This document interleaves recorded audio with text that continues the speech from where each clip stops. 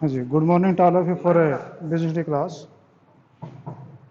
Day before yesterday, we were making discussion of chapter number 3, that is a private, public and global enterprises. ये हम बात कर रहे थे. तो हमने यहाँ पर जो डिस्कस किया था वो डिपार्टमेंट अंडरटेकिंग को डिस्कस किया था. तो डिपार्टमेंट अंडरटेकिंग होता है क्या, मैं थोड़ा ब्रीफ में बता दूँ. तो डिपार्टमेंट अंडरटेकिंग होता है कि which is considered one of the department of government, has no separate existence than the government and having a minister and work under his control. कि एक जो गवर्नमेंट डिपार्टमेंट होता है, जो गवर्नमेंट का एक पार्ट होता है, उससे कोई अलग जो है सेपरेट एंटिटी नहीं होती है, और उसमें जो है आपका एक इंडिपेंडेंट मिनिस्टर होता है और उसी के नीचे काम करता है. जैसे कि आपका रेलवे डिपार्टमेंट है, डिफेंस है, पोस्ट है, कम्युनिकेशन है, एक्साइज एंड टैक्सेशन है. ठीक है. तो ये आपके डिपार्टमेंट अंडरटेकिंग कहलाती हैं. तो उन फीचर्स को डिस्कस किया था. तो डिस्कस हमने किया था तो उसमें आपकी 7 फीचर्स थी, वो हमने डिस्कस की. मैं बता दूं कौन कौन सी थी. Operate under overall control of one minister, एक मिनिस्टर के नीचे काम करता है. दूसरा, they are part of the government only, ये गवर्नमेंट का पार्ट होते हैं. ठीक है, सेपरेट एंटिटी नहीं है. They are finance from annual budget of government, government के एनुअल बजट से फाइनेंस इनको पैसा मिलता है. The revenue department undertaking are deposit in treasury of government, government खजाने में पैसा इनकी इनकम जमा करवाई जाती है, ये अपने अलग से नहीं रख सकते. स्टाफ है और department undertaking are civil servant, तो वो सिविल सर्वेंट होते हैं और उनको सिविल सर्वेंट के रूल के अनुसार ही उनको कंपनसेशन दिया जाता है या उन पर कोई भी कार्रवाई होती है. ठीक है. They can be sued in the same manner as one can file the suit against the government, इनको ठीक उसी प्रकार से केस हो सकता है जैसे गवर्नमेंट के ऊपर केस किया गया हो उसी प्रकार से. अब हम बात करते हैं मेरिट और एडवांटेजेस और डिपार्टमेंट अंडरटेकिंग. नंबर है आपका merit, merit of departmental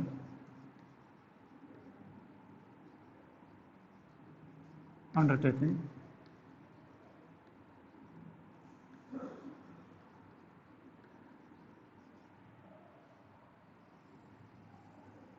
merit of department undertaking. Department undertaking merit क्या है? पहले आपके पास easy formation, first is easy formation.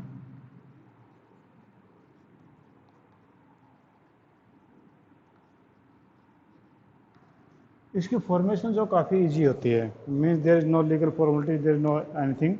तो आपका जब भी गवर्नमेंट चाहे तो इसको जो कोई डिपार्टमेंट खड़ा कर सकती है, इसका कोई रजिस्ट्रेशन की जरूरत नहीं, कोई किसी प्रकार की बात नहीं है. आप गवर्नमेंट चाहे कि कल जो है एक नया डिपार्टमेंट क्रिएट करेंगे तो कल ही हो जाएगा, उसमें कोई रजिस्ट्रेशन की जरूरत नहीं, कोई कॉन्स्टिट्यूशन की जरूरत नहीं, कोई किसी प्रकार की जरूरत नहीं है. तो फॉर्मेशन बड़ा ईजी है. Effective control, second is effective control. इसमें जो कंट्रोलिंग है वो भी इफेक्टिव होती है क्योंकि because it is a directly controlled by minister, means having the centralised power, सारी पावर जो मिनिस्टर के हाथ में होती हैं, तो कंट्रोल जो है इफेक्टिव इनका होता है. Next is optimum utilization of funds.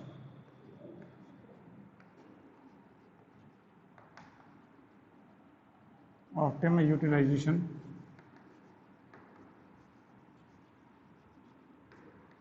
Of funds.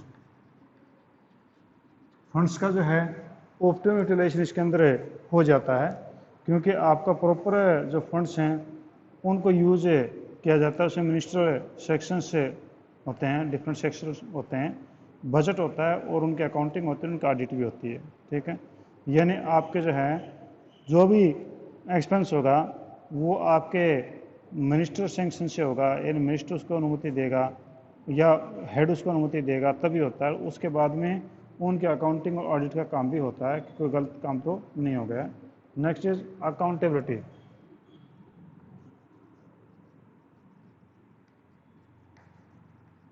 Accountability, accountability यानी जवाबदेही.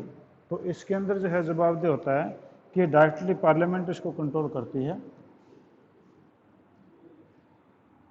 उनको जो डायरेक्ट पार्लियामेंट कंट्रोल करती है और परफॉर्मेंस डिपार्टमेंट की अंडरटेकिंग वो पार्लियामेंट में डिस्कस की जाती है और इस प्रकार से पब्लिक के लिए अकाउंटेबल है, यानी आम जनता के लिए जिम्मेवार है कि अगर कोई भी सरकारी डिपार्टमेंट, क्योंकि हर साल उसकी जो है एक डिस्कशन होता है पार्लियामेंट के अंदर कि उस डिपार्टमेंट ने कितना काम किया, कितना कमाया, कितना उन्हें खोया, उसका क्या फ़ायदा है, क्या नुकसान है, क्या डिपार्टमेंट को रखना चाहिए नहीं रखना चाहिए। तो वो सारे के सारे जो है डिपार्टमेंट के अंदर डिस्कशन, पार्लियामेंट में डिस्कशन होती है। और जो कंसर्न मिनिस्टर है उसके लिए जिम्मेवार होता है और उसके जवाबदेह है, आम जनता को जवाब देना पड़ता है। संसद के अंदर जवाब देने का मतलब आम जनता को जवाब देना होता है। और next is public revenue. Fifth is public revenue.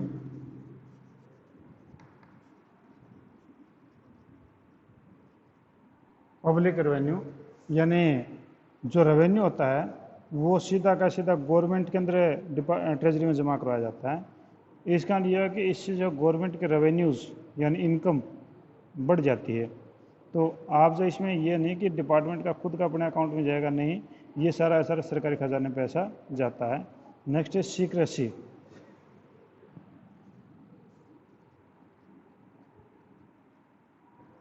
Secrecy गोपनीयता। तो इसमें जो सीक्रेसी आपकी जो है अच्छे लेवल की हो सकती है। The activities performed by the Department of Tracking can be highly secret as government can avoid the disclosure on the plan of the public interest। तो ये कहता है कि पब्लिक इंटरेस्ट के लिए कोई प्लान को जो है गवर्नमेंट छुपा के रख सकती है, यानी जरूरी नहीं कि गवर्नमेंट उसको लोगों को बताए। तो गवर्नमेंट लोगों को नहीं बताएगी और प्लान को जो सीधा हाई सीक्रेट रख सकती है।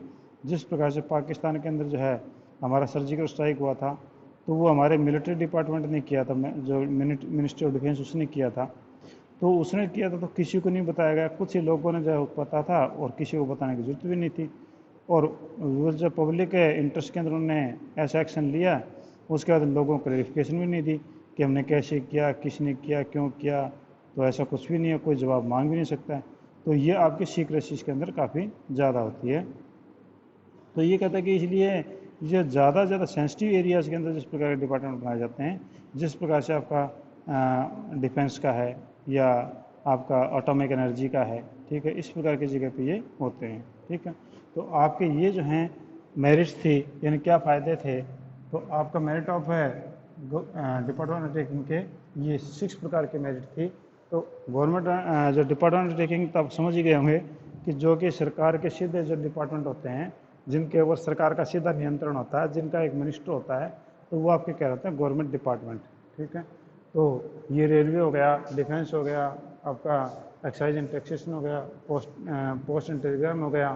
ठीक है, तो ये आपके सारे सारे डिपार्टमेंट अंडरटेकिंग कहलाते हैं। फ़ायदे क्या थे, फॉर्मेशन ईजी है, सरकार जब चाहे कोई डिपार्टमेंट बना सकती है, कोई महकमा बना सकती है। इफेक्टिव कंट्रोल, इसका कंट्रोलिंग इफेक्टिव है क्योंकि directly control by the minister and directly in the hand of the parliament.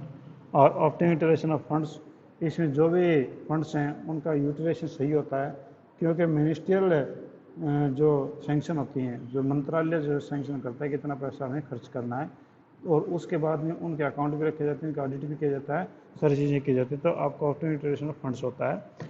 Accountability, इसमें क्योंकि ये गवर्नमेंट डिपार्टमेंट हैं, तो पार्लियामेंट के अंदर एक बार इनकी डिस्कस होती है पूरे साल में, और उस समय जो है उनका जो भी मिनिस्टर, कंसर्न मिनिस्टर है, उसको जवाब देना पड़ता है कि आपने इस साल में डिपार्टमेंट में क्या अच्छे काम किए और क्या उनकी कमियां रही।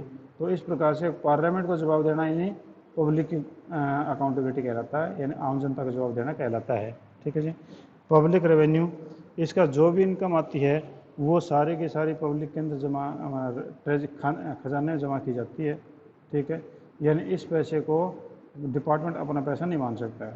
और लास्ट था सीक्रेसी, तो इसमें हाई सीक्रेसी रखी जा सकती है, और इसी कारण से जो गवर्नमेंट डिपार्टमेंट बनाए जाते हैं जहाँ पर हाई सीक्रेसी की जरूरत होती है। ठीक है जी। तो ये तो आपके थे मेरिट्स। अब हम बात करते हैं डीमेरिट्स।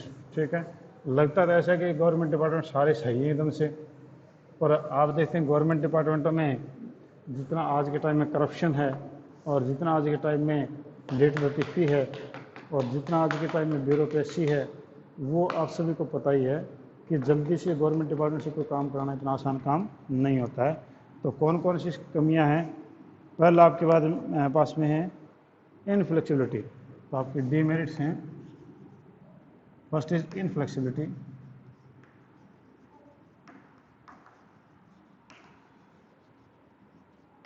इनफ्लेक्सिबिलिटी तो लॉसशीलता की कमी। लॉसशीलता का मतलब कि rules can not be change. तो आपके जो भी पार्लियामेंट ने जो कंट्रोलिंग सिस्टम बनाया है, आप उससे इधर उधर नहीं जा सकते। और इसमें मिनिस्टर का भी जो है काफ़ी ज़्यादा इंटरफेयर रहता है। तो इस प्रकार से गवर्नमेंट ऑफिस के अंदर जो है वो इनफ्लेक्सिबिलिटी बनी रहती है, यानी जो रूल है गवर्नमेंट ने बना दी उसको चेंज करना इतना आसान नहीं है। तो ये बड़ी समस्या पर बात तो कि according to time according to situation rule को चेंज नहीं किया जा सकता। Next is lack of motivation.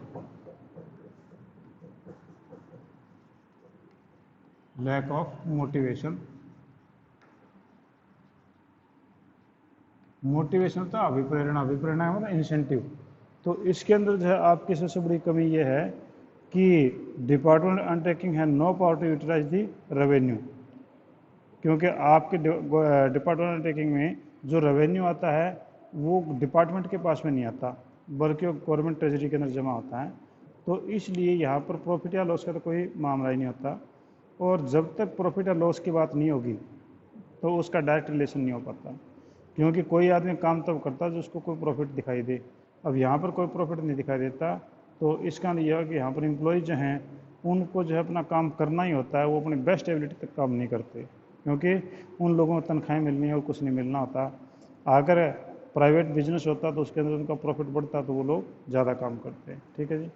Next है lack of financial autonomy.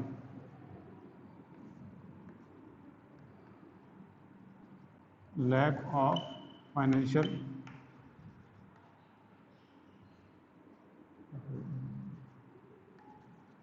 Financial autonomy. Autonomy होता है स्वतंत्रता, आज़ादी। तो यहाँ पर जो है आपकी फाइनेंशियल ऑटोनॉमी की बड़ी कमी होती है। कोई भी आपकी जो अंडरटेकिंग है वो उसमें प्रोजेक्ट में जो प्रोजेक्ट जो बनाया है उसमें आपको एक सेंक्शनड जो अमाउंट होता है, इसमें सारा का सारा बजटरी कंट्रोल होता है गवर्नमेंट के द्वारा, और इसमें कोई भी रेवेन्यू जो है फ्रीली आप जनरेट नहीं करते हैं। तो आपके पास जितना पैसा है जो फंड के रूप में दिया गया केवल उसी को आप यूज़ कर सकते हैं। इसके अलावा एक भी नया पैसा इधर से उधर खर्च नहीं कर सकते। यानी ये हुआ कि अगर आपके प्राइवेट बिजनेस या कंपनीज हैं उसमें तो डायरेक्टर या आपके प्रेसिडेंट हैं जहाँ पर पैसा लगाना चाहें वो लगा सकते हैं इजीली, क्योंकि उनके हाथ में फंड होता है। जबकि यहाँ पर तो फंड गवर्नमेंट के हाथ में होता है, तो वो जो किसी प्रकार से कोई स्वतंत्रता उनके पैसे को इधर उधर खर्च करने की नहीं होती। जिस प्रोजेक्ट के लिए पैसा मिला उसी प्रोजेक्ट में ही लगता है। अनएफिशिएंट मैनेजमेंट।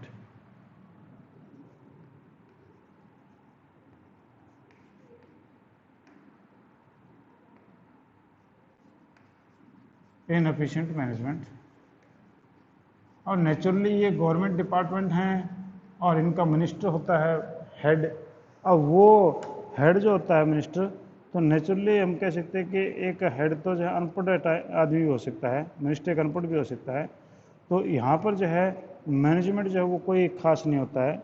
और इनके जो अधिकारी हैं वो लोग ओवर बर्डन रहते हैं पेपर वर्क से, क्योंकि उनको हर काम जो पेपर के ऊपर करना पड़ता है, कागज़ों के ऊपर करना पड़ता है सारी कार्रवाई। एक जगह कागज़ चलेगा आगे से आगे आगे से आगे, और इस प्रकार से फाइलें बनती रहती हैं। उन लोगों को जो है कोई मैनेजमेंट करने का तरीका नहीं होता है, ना वो मैनेजमेंट ढंग से कर पाते हैं। ठीक है जी। Red tapism and bureaucracy.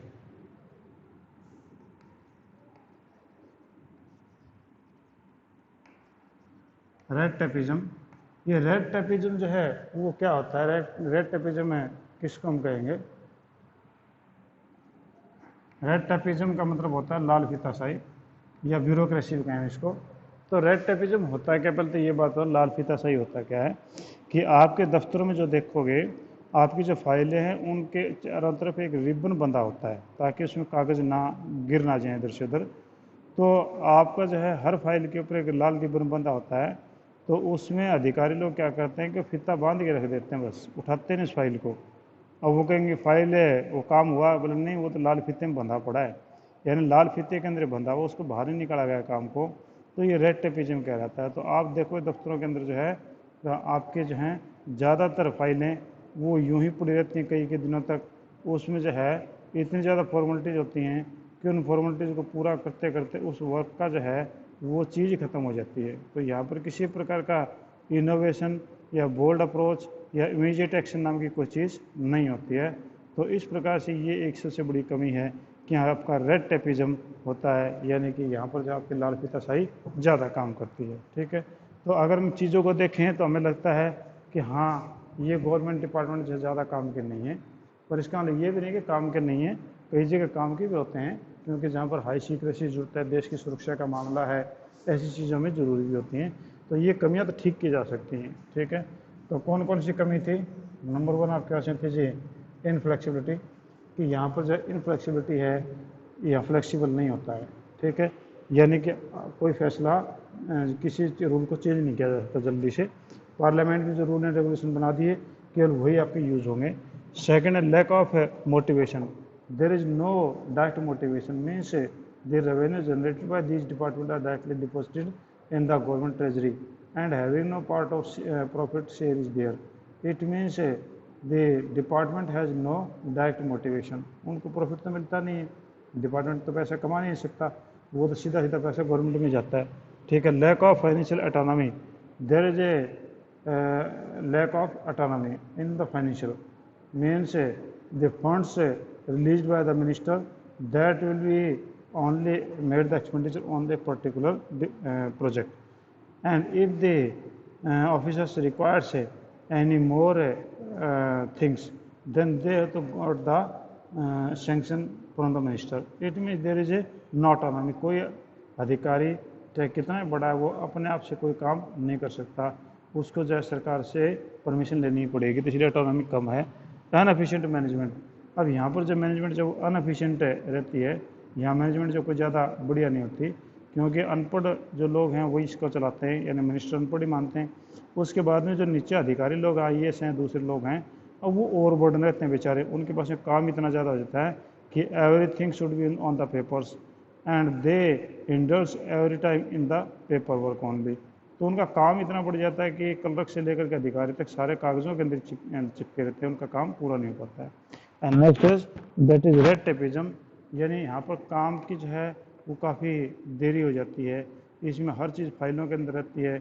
अब फाइलें ऑफिसर को खोलने को टाइम नहीं मिलता, या ऑफिसर बदल जाते हैं, या उसका नॉलेज नहीं होती, वो जानबूझ के उस काम को आगे नहीं बढ़ाता है। ठीक है जी, तो ये इसकी कमियाँ थी। अब सूटेबिलिटी कहाँ पर है, यानी किन डिपार्टमेंट के अंदर किस जगह पे ये डिपार्टमेंट होने चाहिए। तो next is that is suitability. Suitability होता है कि कामयाब कहाँ पर हैं, क्योंकि हमने इसका फ़ायदा भी देखा, इसके नुकसान भी देखे, तो क्या ये हर जगह कामयाब है या हर जगह फेल है। तो कहाँ कहाँ पर कामयाब है, where utmost secrecy is required, suitable जो कहाँ पर होगा, suitable where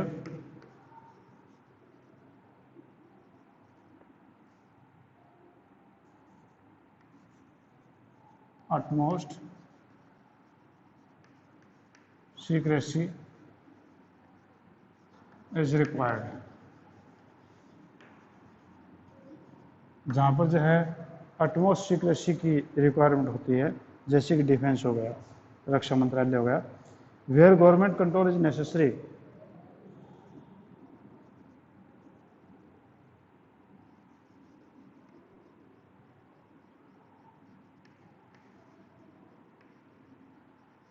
where government control is necessary,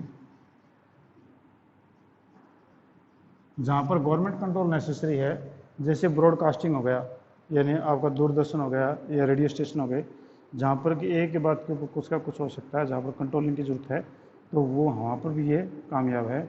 where huge investment is involve, where huge investment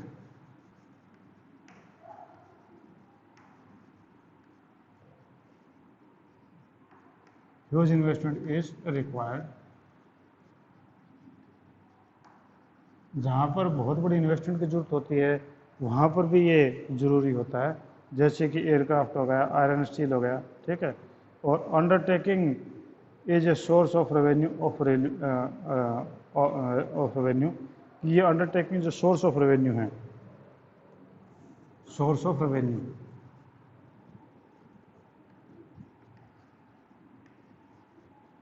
जहाँ पर हमें इनकम की जरूरत है तो इनकम के लिए डिपार्टमेंट बनाए जाते हैं, जैसे रेलवे हो गया, ठीक है, पोस्टल हो गया, टैक्सेशन डिपार्टमेंट हो गया। तो सारे रेवेन्यू जनरेट करते हैं। तो जहाँ पर रेवेन्यू की जरूरत होती है जिस जगह के लिए, तो वहाँ पर ऐसे डिपार्टमेंट क्रिएट किए जा सकते हैं। तो आपकी सूटेबिलिटी है where utmost secrecy is required, जहाँ पर काफ़ी ज़्यादा सीक्रेसी की जरूरत है। जहाँ पर जो है where government control is necessary, जहाँ गवर्नमेंट कंट्रोल की जरूरत है, जैसे कि ब्रॉडकास्टिंग हो गया। Where huge investment is required, जहाँ पर बहुत ज़्यादा इन्वेस्टमेंट की रिक्वायरमेंट होती है, आम जो है इसके अंदर कोई लोग इन्वेस्टमेंट करके राजी नहीं है। और सोर्स ऑफ रेवेन्यू, अगर हमें ज़्यादा रेवेन्यू की जरूरत है तो इस प्रकार का डिपार्टमेंट क्रिएट कर सकते हैं। ठीक है जी, तो ये हमने आज किया डिपार्टमेंट अंडरटेकिंग। ठीक है जी, any point you want to ask, कोई पॉइंट आप पूछना चाह रहे हैं तो आप मेरे से पूछ सकते हैं। तो आज हम इतना ही करेंगे, ठीक है। और उसके बाद में जो है कल के लिए हमारे पास जो नेक्स्ट होगा that will be the public corporation या स्टेटरी कॉरपोरेशन, वो हम करेंगे। ठीक है जी, और उसके बाद में जो है आपका ग्लोबल इंटरप्राइजेस के बारे में आएगा। तो काफ़ी इंटरेस्टिंग होंगे, कई चीज़ें ऐसी जो आपकी आँखें खोल लेंगी, पता चलेगा कि ये भी डिपार्टमेंट होते हैं, ये कंपनीज होती हैं, ये कॉरपोरेशन होते हैं, अलग अलग पता चलेगा इन चीज़ों में।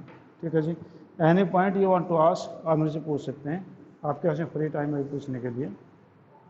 होमवर्क करते रहिए भी, केवल 3 ही बच्चों ने होमवर्क जो मेरे पास में भेजा है, जबकि हमारे क्लास में 13 बच्चे हैं।